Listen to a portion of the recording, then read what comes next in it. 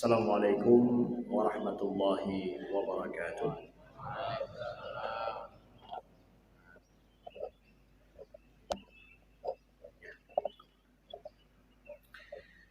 Alhamdulillahi rabbil alamin alladzi bi ni'matihi tatimmu shalihat wa bi fadlihi tatanazzalu khairat wal barakat wa bi tawfiqihi tatahaqqaqu al maqasid wal ghayat.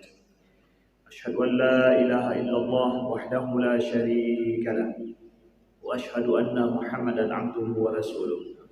Allahumma salli wa sallim wa barik ala sayyidina Muhammadin wa ala alihi wa sahbihi wa sallim. Subhanaka la ilma lana illa ma 'allamtana innaka antal alimul hakim. Allahumma 'allimna ma yanfa'una wanfa'na bima 'allamtana wa zidna 'ilma. Rabbana innana amanna faghfir lana dhunubana wa qina 'adzaban nar. Amma ba'd. Penghormatan kami dan kemuliaan serta rahmat daripada Allah, para jamaah yang berhadir di masjid ini atau yang ingin berhadir tapi berhalangan, atau mungkin juga belum sempat berhadir, atau mungkin yang menjadi calon jamaah masjid ke depan, insyaallah semuanya dirahmati oleh Allah Subhanahu wa taala. Para jamaah abu-abu, tengku-tengku, gure-gure kamu yang dimuliakan Allah, urunci kamu, adun-adun, ado-ado, mimi dan ayah-ayah yang dimuliakan Allah. Bapak PJ, Bapak Dandim, kemudian kepada Tengku Imung, Rakan Ulun Tuan, Tengku Abdul Halim, kemudian Nadro dari Lok Sukun Cilong, Gureng Tanyo, kemudian kepada Tengku Imam Syekh Masjid At-Taqwa Palu yang dimuliakan Allah, dan juga kepada pengurus SMS yang luar biasa. Ini sudah milad yang ke-9 tahun, Masya Allah ya. Saya mengapresiasi, kami sendiri mengapresiasi luar biasa atas istiqomahnya pengurus SMS dalam menjalankan sedikit daripada beban dakwah ini. Memulai itu mudah, mensyiarkan itu mudah, tapi melaksanakan kelanjutannya secara kontinuitas itu sulit sekali. Alhamdulillah, justru ada inovasi-inovasi baru yang dilakukan oleh SMS ya. Ada ikut serta dengan para umara. Begitu juga ada, saya dengarkan ini baru kali ini ada di mungkin di seluruh Aceh, baru di sini ada undian apa? Undian umrah.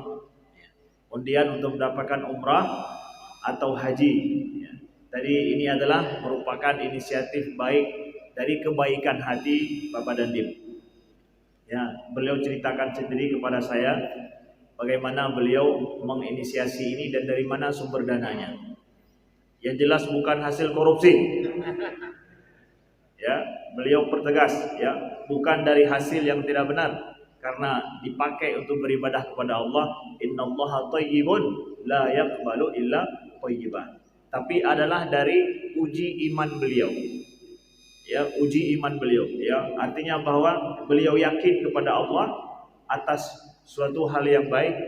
Di situ beliau melihat betul-betul Allah membukakan pintu bagi beliau, memudahkannya.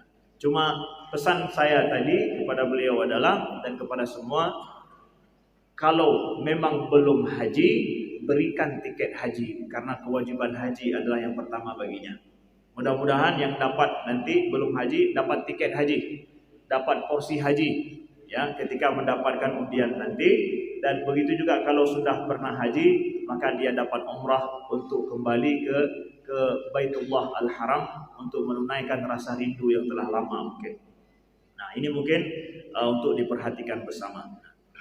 Bapak Ibu yang dimuliakan Allah, tengku-tengku Syedaralun Ban Mendung, topik pada subuh yang berbahagia ini kami diminta untuk membawakan sedikit pelajaran ibrah dari perjalanan dakwah kami selama bulan suci Ramadan ya, di dua negara, yaitu di Amerika Serikat dan juga di Kanada. Memang ini bagus untuk kami sampaikan untuk menjadi sedikit pemahaman kita bagaimana melihat kondisi kita di negeri kita dan juga bagaimana melihat kondisi di negeri orang. Apa yang baik dari negeri orang, apa yang tidak baik dari negeri orang, apa yang hebat dari negeri kita istimewa, biar kita paham. Jadi setelah kita banding-bandingkan, artinya ada sedikit pengalaman. Kita bisa melihat bagaimana, oh rupanya ada keistimewaan yang luar biasa kita miliki. Atau Bapak Ibu, saudara alun yang dimuliakan Allah, kami mendapatkan kesempatan untuk berdakwah, ya, untuk melakukan safari bulan suci Ramadan di Amerika Serikat atas undangan daripada HB North America, undangan daripada HB cabang Amerika Serikat dan juga Kanada, yang ini sebenarnya sudah diprogramkan dari tahun 2020, tapi karena terjadi COVID tertunda. Alhamdulillah terlaksana pada tahun ini, pada Ramadan yang lepas. Kemudian alhamdulillah sedikit kisah awal perjalanan kami, bahwa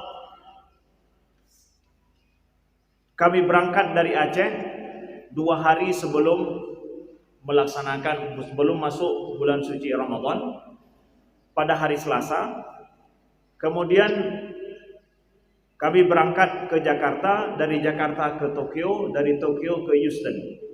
Yang akan kami kunjungi dalam perjalanan tersebut adalah, itu ada sekitar 10 state. 10 state itu adalah bahasa kita seperti 10 provinsi. Tapi karena negara Amerika adalah negara dia ada negara bagian, bukan provinsi, ya, maka dikatakan dengan state. Kami diundang untuk pergi mengunjungi wilayah East Coast, yaitu wilayah pantai timur benua Amerika. Jadi mulai dari perbatasan Meksiko, yaitu Texas, Houston, berakhir nantinya ke perbatasan di Kanada, yaitu kota Boston dan New Hampshire. Jadi perjalanan kami dari Jakarta menuju ke Tokyo itu 7 jam terbang saja. Kemudian transit sebentar, kami sampai di Tokyo itu jam 4 lewat sore hari, sholat zuhur dan asar jamaah takhir. Lalu kemudian dari Tokyo setelah transit menuju langsung ke Houston, Texas, itu 12 jam perjalanan Samudra Pasifik tanpa transit. Sampai di Houston itu adalah hari Selasa, itu juga jam 3 siang. Urothat pohle lo wow likut. Ya. Jadi kami sudah sholat zuhur dan asar selesai di Tokyo, tapi sampai ke sana mantang luhur urothat. Ya subhanallah, ya. Apa hukumnya sholat zuhur dan asar pada saat itu? Yang hukum fikah lo, ya. Yang hukum fikah. Nah, biar ulang semayang lo, ya. Nah, baik. Saudaraku, di Texas, ya, kita mungkin dengar menyebutkan Texas itu adalah apa arti Texas? Cowboy, ya. Kemudian, ya, macam-macam dong, ya. Tapi sebenarnya enggak seperti itu. Ya. Saya minta daripada jamaah di sana, saya mau beli kena sok 3 rupiah cowboy dari Texas asli 4 minta. Dia minta hanya 4. Ya. Kenapa? Itu adalah film dibuat, tapi asli orang Texas enggak seperti itu. Kita cari orang cowboy, urang-urang yang menan-menan hana langsung merumpel. Itu adalah keberhasilan film dibuat untuk membuat seakan-akan Texas itu mengerikan seperti itu. Tapi tidak sampai seperti itu, berbeda dengan negara-negara lain, tidak seperti itu. Kemudian ingin kami sampaikan, masyarakat Muslim Indonesia di Texas, khususnya kota Houston, banyak orang-orang Indonesia, Muslim Indonesia di sana bekerja di perusahaan minyak. Alhamdulillah mereka berhasil membeli gereja bersama dengan komplek dan juga rumah pasturnya dijadikan sebagai masjid. Jadi gereja yang sudah ditinggalkan oleh jemaatnya dan pastur yang sudah bangkrut, akhirnya dia jual itu. Pasturnya menjual dan dibeli oleh orang Muslim dari Indonesia dan dijadikan sebagai masjid, namanya Masjid Istiqlal. Disitulah masjid pertama yang kami kunjungi, ya, di kota Houston tersebut. Masjid Istiqlal ini makmur sekali dengan jamaah dari seluruh negeri, seluruh bangsa dari mancanegara. Alhamdulillah, dan di situ nampak tipikal daripada Muslim Indonesia, Islam, gaya Islam di Indonesia seperti apa. Jadi yang menjadi khatib enggak orang Indonesia saja, tapi adalah dari berbagai orang yang punya kapasitas dan kemampuan menjadi khatib, begitu juga yang menjadi imam. Ya, enggak orang Indonesia doang, ya. Yang lain hanjut misalnya. Berbeda dengan masjid dikelola oleh saudara-saudara kita dari bangsa lain.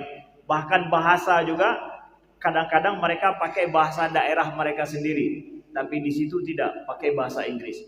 Walaupun orang Indonesia pakai bahasa Inggris juga, karena apa? Yang hadir semua adalah muslimin dari berbagai macam, sehingga mereka bisa memahaminya. Dan juga kesan daripada para jamaah yang sholat di situ, pengurusnya itu sangat baik, kemudian sangat santun, ramah. Ini adalah adat kita, ada kesantunan dan keramahan yang mereka dapatkan berbeda dengan pengurus-pengurus masjid di tempat lain. Jadi orang kita Melayu, orang kita Indonesia itu punya kesantunan yang itu keistimewaan yang kita miliki. Adat sopan santun dan penghargaan terhadap orang asing itu nampak di sana. Jadi itu menjadi penghargaan bagi orang luar. Dan ini juga kita bisa sadar bahwa adat kita seperti ini menyena orang asing kentanya benci, kusyid tak mulia ini. Ya, kalau ada orang luar kita tidak kenal datang ke tempat kita, apalagi orang luar negeri beda kulit, beda ini dengan kita, perasaan kita yang pertama kiban, tak bantu kan? Tak bantu, tak tanya mulia. Itu hal yang sangat unik, luar biasa yang ada pada diri kita, berbeda kadang dengan orang lain. Lalu alhamdulillah di kota Houston ini kami ingin sampaikan juga, saya tanya kepada para saudara-saudara kita di sana. Saya tanya, saya mau pergi kena tes. Lunduan kena jak main di kota Houston pat mangan yang paling mangan menjadi tempat permainan atau tempat hiburan kota Houston. Pak itu. Di pantai boleh, kemudian di tengah kota boleh, pat yang mangan. Kata para jamaah dan juga pengurus di sana, Ustaz, kalau mau di kota Houston pergi bermain atau tempat yang bagus di sini dikunjungi oleh semua orang yang datang dari luar adalah NASA saja. Sedangkan pantai dan yang lain mereka tidak punya tempat hiburan di kota Houston. Itu kota besar Texas. Tidak punya tempat hiburan yang mereka berlibur atau bersenang-senang, berleha-leha lagi katanya tajak bak pantai. Hana di kota Houston. Pantainya ada tapi tidak bagus. Yang ada cuma adalah NASA. NASA itu adalah di situ Amerika Serikat. Jadi kita tahu NASA. NASA itu tempatnya memang di kota Houston. Saat dulu ketika pendaratan ke bulan dikontrol itu dari Houston. Itu adalah markas besar NASA sampai hari ini. Semua para astronot itu dilatih di kota Houston tersebut. Hanya itu saja. Yang ingin kami sampaikan apa? Jangan kita pikir ketika ada kota besar berarti mengangkat hiburan lo di sini. Bahkan di Amerika Serikat sendiri ada kota yang sungguh sangat bahasanya apa? Membosankan, termasuk kota Houston. Ada tempat hiburan. Yang mungkin tempat main judi, nyantai. Kasino.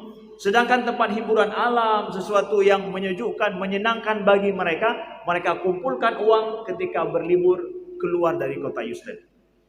Jadi merasakan bahwa kita di Aceh kurang hiburan dulu. Makanya kita kurang produktif, ya. Kurang hiburan kita.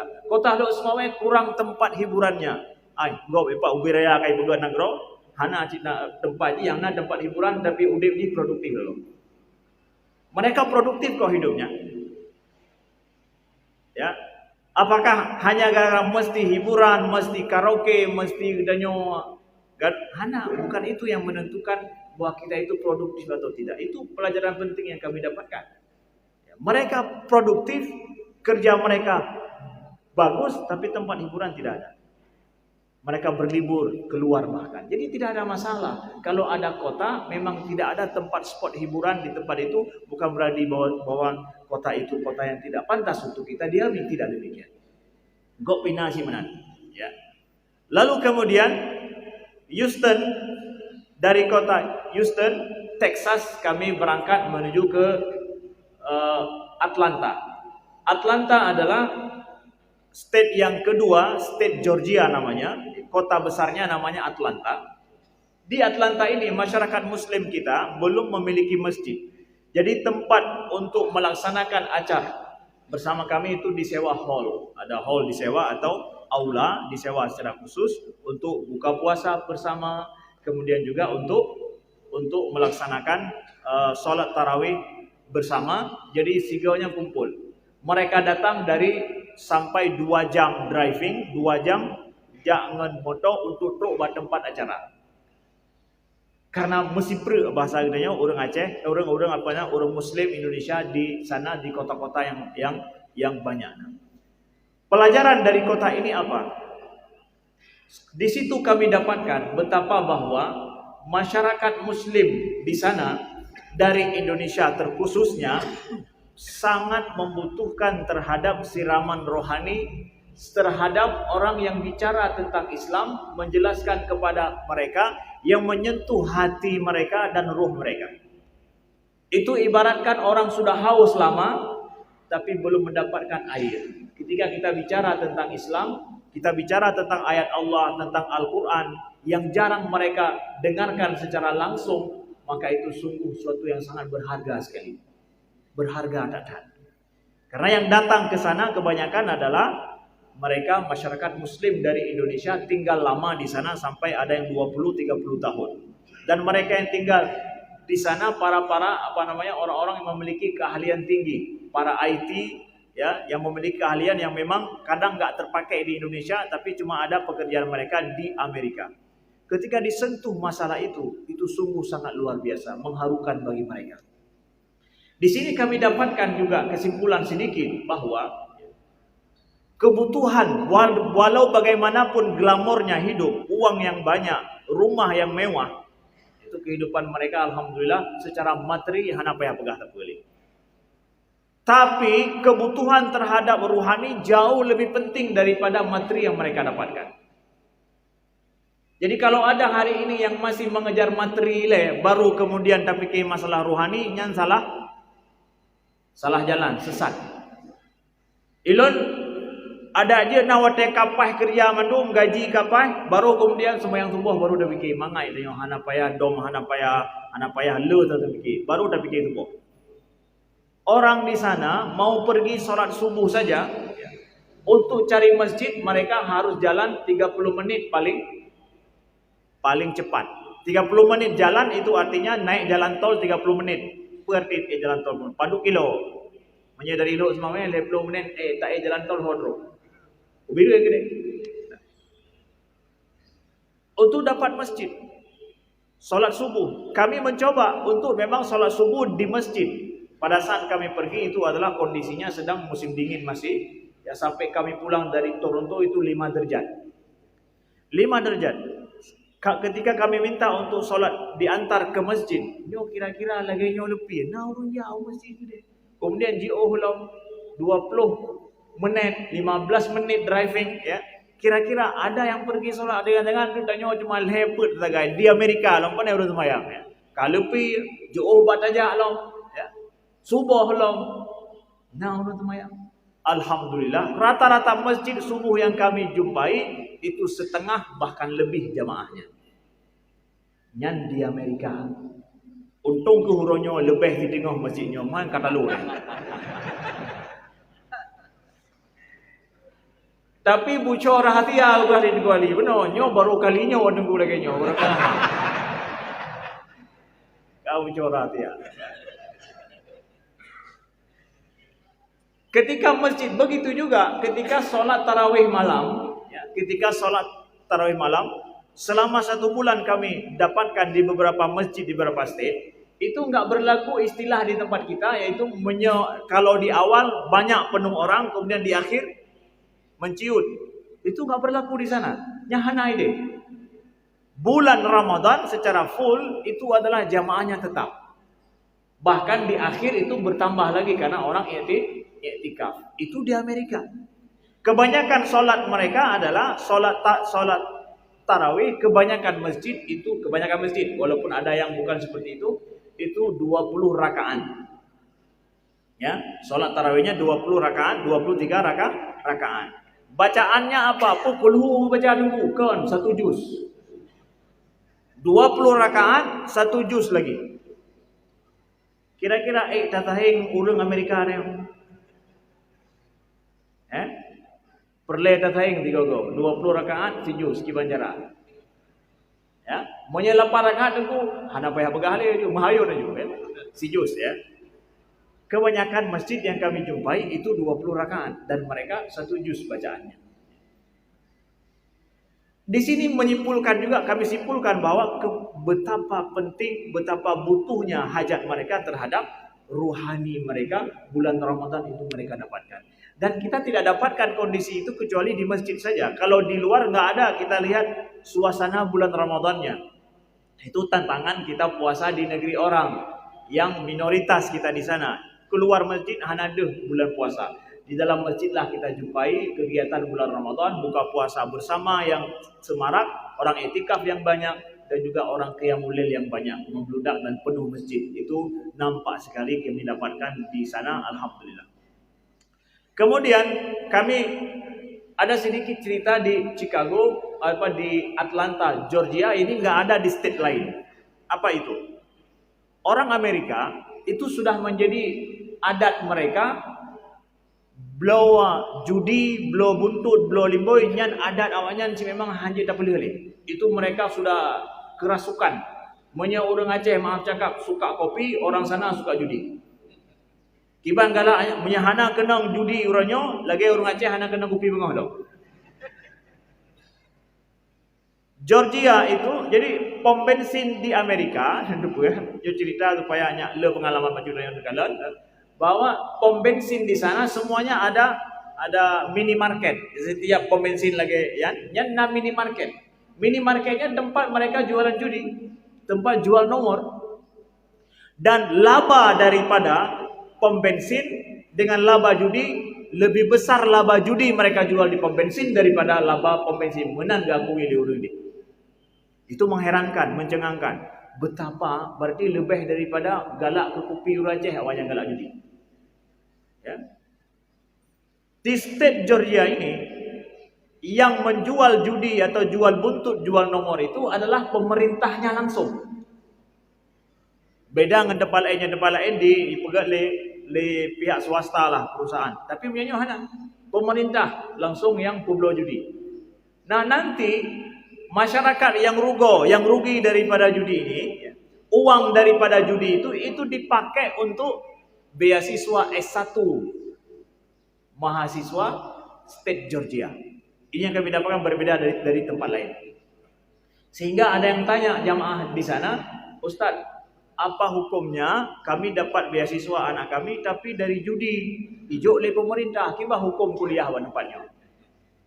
Apa hukum kuliah di tempat kami, anak-anak kami dapat beasiswa dari judi? Itu memang dijelaskan, Pak. Sudah jelas, hana ragule memang dari judi itu. Jadi akhirnya yang blow judi semakin semangat pakai donasi juga. Hana-hana menang ke gano ti ulah ni panai nah hari gitu. Kamu menang lo, ya. Kamu campur lawak. Ya. Jadi saudaraku yang dimuliakan Allah, ketika Allah sampaikan bahwa innal khamr wal maisir wal azlam rijsun min amali syaitan ini, ya, bahwa maisir ini, judi ini betul-betul najis daripada perbuatan syaitan, fajtanibu, yang betul-betul memangnya penyakit sosial di masyarakat. Kebanyakan yang beli judi itu bahkan adalah dari pensiunan yang hana buat harapan merompok 1 miliar 3 belau, ya, itu kebanyakannya mereka adalah yang melakukan demikian. Saudara yang dimuliakan Allah. Di Amerika, pengakuan daripada masyarakat kita di sana untuk sekolah S1 itu mahal sekali. Walaupun orang Amerika sendiri SD, SMP, dari TK sampai SMA itu free semua. Hana payah bayar apa. Bahkan diservis habis-habisan. Hana peng, juk peng. S1, S2, S3 enggak ada cerita. Itu harus bayar. Orang tua yang sanggup menyekolahkan S1 anaknya itu menunjukkannya orang kaya. Ustaz, kalau ada orang tua yang sanggup menyekolahkan anaknya, membiayai S1 anaknya, itu orang kaya di Amerika. Orang tua nak cerita jaro yang nampak sekolah S1 anak tua nak kerana cerita jaro. Hanan la kepeng bak orang lain, tapi nampak sekolah dengan baju-baju neraih-raih demi anak leh S1. Nah, ramai rata-rata nunggu. Nya orang kaya rona. Kon, ilon kan kaya nunggu kasih. Igok untuk ijuk sekolah. Di sekolah anak S1 nya mesti orang kaya. Kalau enggak akan sanggup. Mahalnya bukan main. Yang disyukuri betul bahwa anak kita S1 di negeri kita, walau kualitas negeri kita, tapi itu adalah free, mudah untuk bertanya. Di Amerika mahal, sehingga akhirnya pemerintah state Georgia ini membuat inovasi peng judi karena dumnan orang galak ke judi, akhirnya dijadikan sebagai beasiswa sehingga sekolah S1 di state Georgia nya free. Cerita lalu jadi nah, kan nggak semua orang tua di Amerika sanggup menyekolahkan anaknya, Ustaz. Betul, nggak semua mereka sanggup menyekolahkan S1. Apa yang terjadi? Anak-anak yang sudah masuk S1 ngambil kuliah, akhirnya mereka ambil ada pinjaman dari pemerintah. Pinjaman untuk sekolah, untuk kuliah, student loan ini. Oh hebat tak awalnya? Karena apa? Nah pinjaman dari pemerintah. Hai tak pemerintah awalnya? Ya benar tanya fikir. Tapi ketahui di belakangnya apa? Anak-anak setelah sekolah, kuliah selesai S1, mereka wajib membayar pinjaman pada negara. Ketika mereka wajib membayar, artinya setelah kuliah mereka wajib kerja. Memang pekerjaan banyak tersedia. Kerja mereka. Dengan jumlah uang yang banyak yang harus mereka bayar, baik cerita ngurun cili. Saya nggak ada urusan dengan ayah ibu. Ayah dan ibu nggak membiayai saya. Saya urusan hidup saya sendiri. Saya berhutang dengan negara. Jangan atur-atur hidup saya. Ben atur-atur dia belum. Gimana? Hebat tak negaranya? Ada apa? Naijo beazik beapanan pinjaman untuk sekolah. Setelah itu jangan atur-atur hidup saya. Saya wajib harus membayar utang besar untuk negara. Akhirnya untuk dapat S2 sulit bagi orang-orang Amerika, anak-anak kita di sana. Kenapa? Ada 1 miliar, 2 miliar yang harus mereka bayar. Dengan apa? Dengan kerja.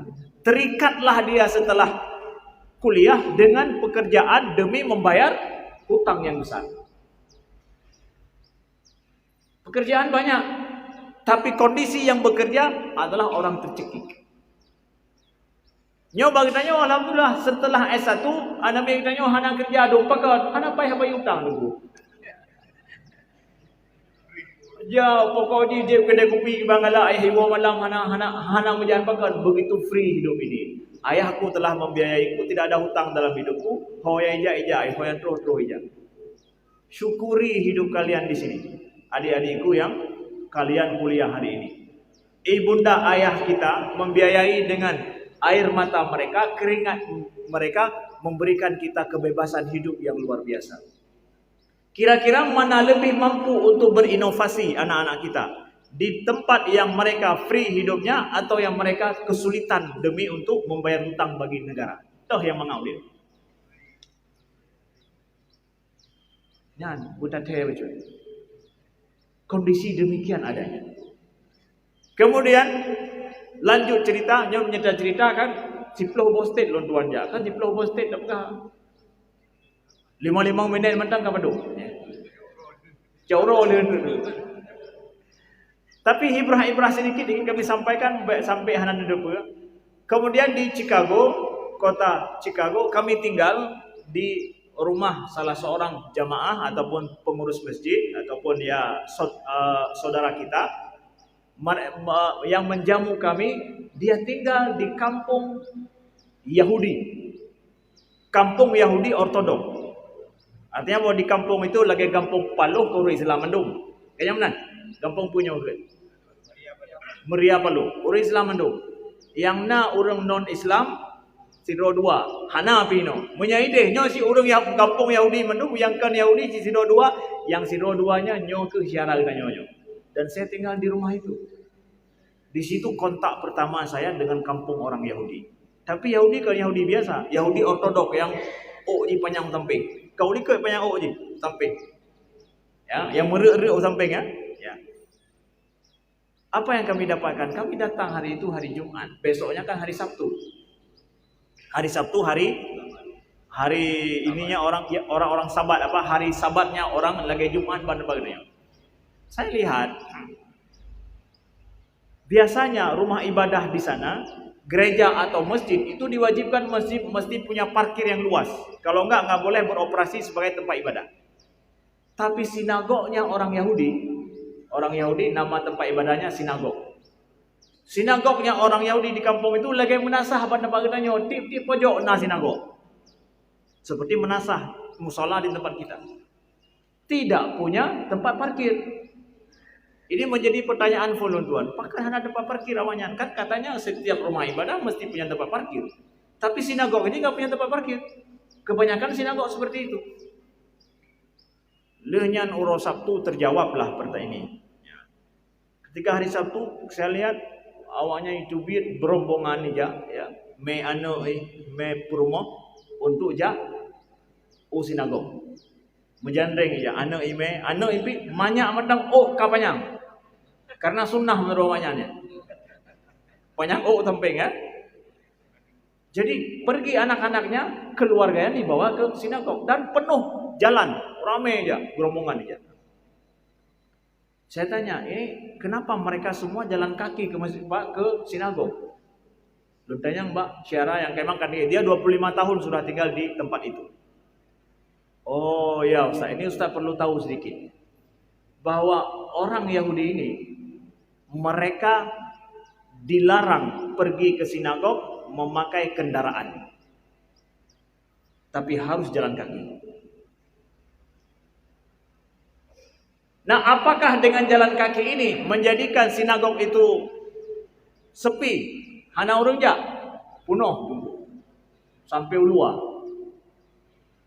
Nyan jak enggak hanya kendaraan sehingga mereka tidak perlu tempat parkir. Monya tayuja masjid baik kendaraan kiban kira-kira. Penuh masjid. Saudara-saudara yang dimuliakan Allah, semangat ibadah awak Yahudinya untuk menjaga identitas agama haji nyoh yang luar biasa perletannya belajar. Orang Yahudi ini saya dapatkan lagi nanti mereka di Brooklyn. Brooklyn itu ada kampung Yahudi Ortodok paling besar di Amerika. Brooklyn. Kami naik kapal penyeberangan seberang sungai Brooklyn. Itu taek mesti dengan awaknya. Inaurinang na uragam. Orang Yahudi yang menjaga agamanya dengan baik. Urang inang ni pakai baju sopan. Pihidup. Rambut mereka tutup, sebahagian mereka pakai rambut palsu, bukan rambut asli karena dalam ajaran mereka rambut wanita tidak boleh nampak, tapi kalau rambut palsu boleh. Ya. Rambut palsu je, asli hanya dia. Pakai baju manduk sopan, tidak ada yang terbuka kecuali mungkin lehernya sedikit. Tapi sopan mereka. Ketika di atas kapal nyan getanya yang agam hanya duduk dengan urinang mekleh uragam urinang Yahudi mi perhaba ngantanyo hana ingin atau mutayo hana poci ibah muka di perhaba urinang awanya hana ingin mana dia tanya iblis dah kalau itu tanya hana ibah muka hai ingin ngote tanya urinang uragam duk ngagam yang laki-laki sama laki-laki yang perempuan dengan perempuan enggak boleh duduk nyan Yahudi itu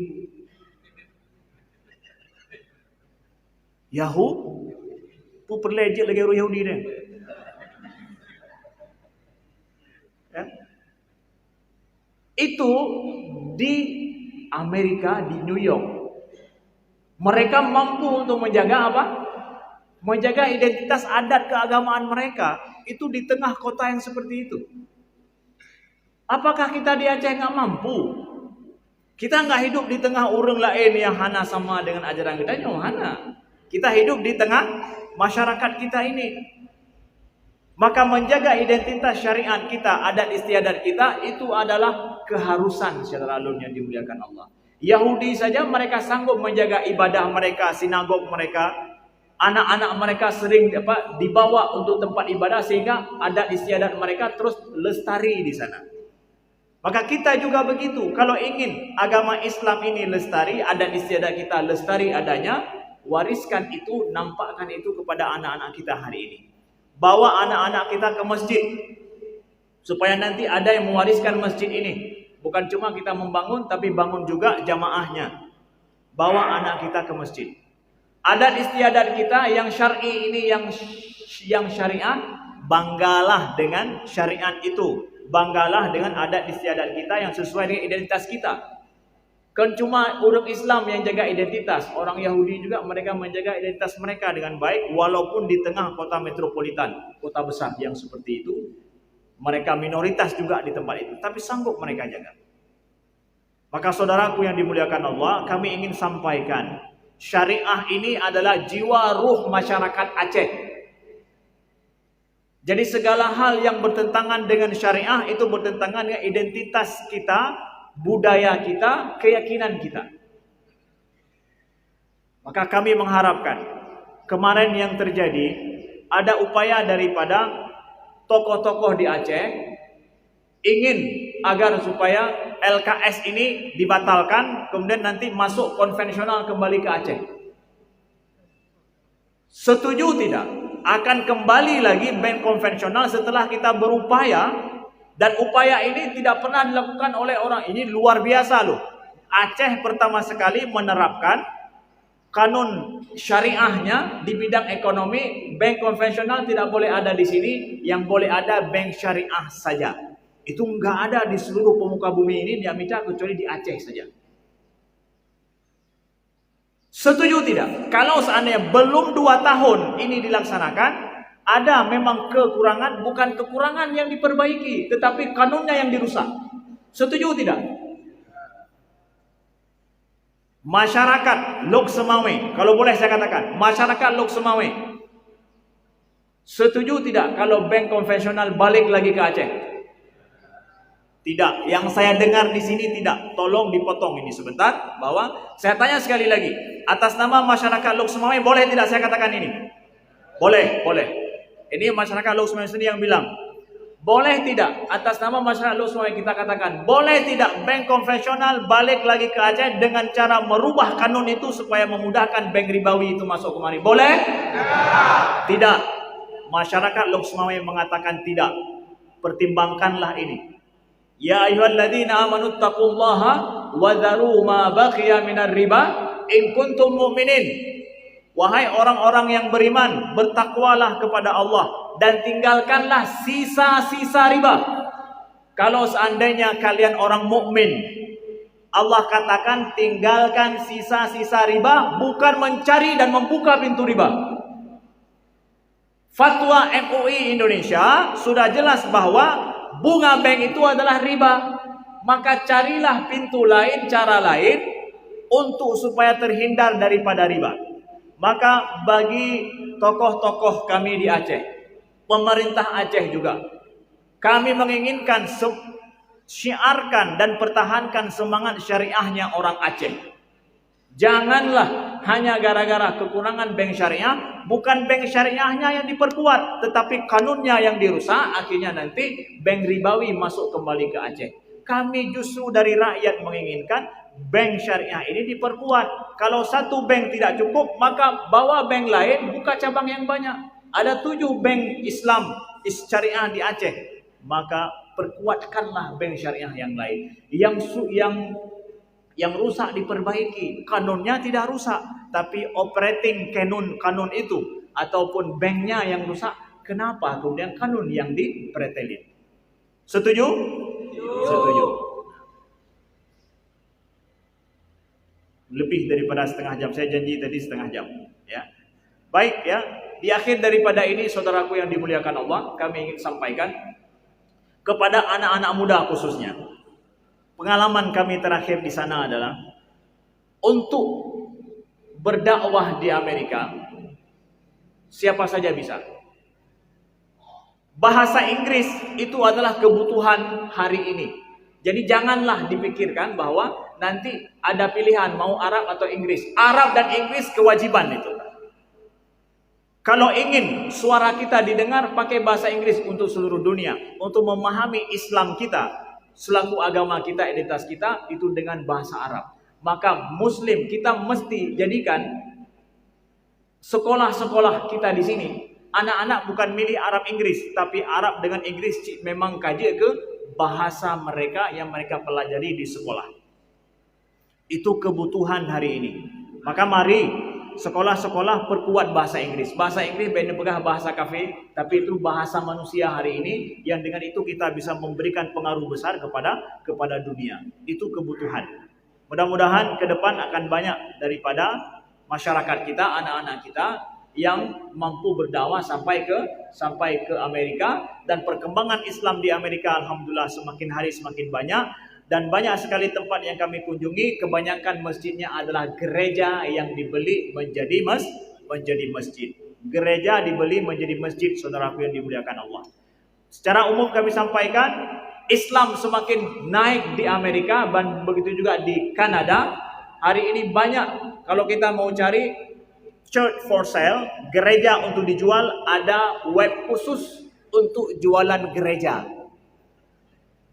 Ada web khusus untuk jualan gereja. Kenapa demikian? Karena gerejanya nggak ada lagi yang jamaahnya sudah tidak ada lagi.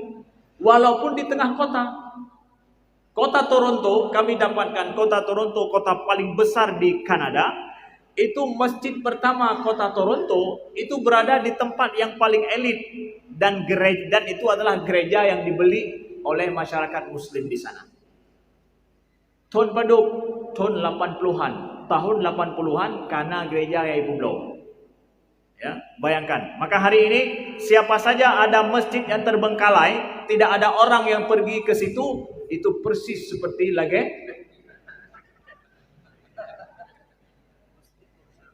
Dengarkan sekali lagi. Di Amerika gereja itu dijual karena tidak ada jamaah lagi yang pergi ke situ. Tungku imam atau pastor awalnya pihana sanggup beli begitu pun. Maka kalau ada masjid di Aceh yang terbengkalai, tidak ada jamaahnya di situ, silakan dilanjutkan ke roda. Aku qauli hadza wa astaghfirullah li wa lakum. Berdoa lagi atas segala kekurangan. Insyaallah kita jumpa lain waktu dan kesempatan. Subhanakallahumma wa bihamdika, asyhadu an la ilaha illa anta, astaghfiruka wa atubu ilaika. Alhamdulillahirabbil alamin, hamdan yuwaffi ni'amahu wa yukafi mazidah. Allahumma shalli wa sallim wa barik ala sayyidina Muhammadin wa ala alihi wa sahbihi wa sallim. Allahumma ighfir lana dhunubana wa liwalidayna warhamhuma kama rabbayana shaghira. Allahumma inna ala dzikrika wa syukrika wa husni ibadatik. Allahumma inna ala dzikrika wa syukrika wa husni ibadatik. Allahumma ja'alna muqimina as-salati wa min dhurriyyatina rabbana wa taqabbal du'a. Allahumma ja'alna muqimina as-salati wa min dhurriyyatina rabbana wa taqabbal du'a. Rabbana inna ala dzikrika wa syukrika wa husni ibadatik. Allahumma ya ghaniyyu ya hamid, ikfina bihalalika an haramika wa bifadlika amman siwak. Allahumma ya ghaniyyu ya hamid, ikfina bihalalika an haramika wa bifadlika amman siwak. Allahumma ij'al jam'ana hadha jam'an marhuma wa tafarruqana min ba'di tafarruqan ma'suma. Allahumma aslih fasada qulubina, Allahumma aslih fasada qulubina waj'alna bi rahmatika ikhwana. Rabbana atina fid dunya hasanah wa fil akhirati hasanah wa qina adzaban nar. Wa sallallahu ala sayyidina Muhammadin walhamdulillahi rabbil alamin. Sekian, terima kasih.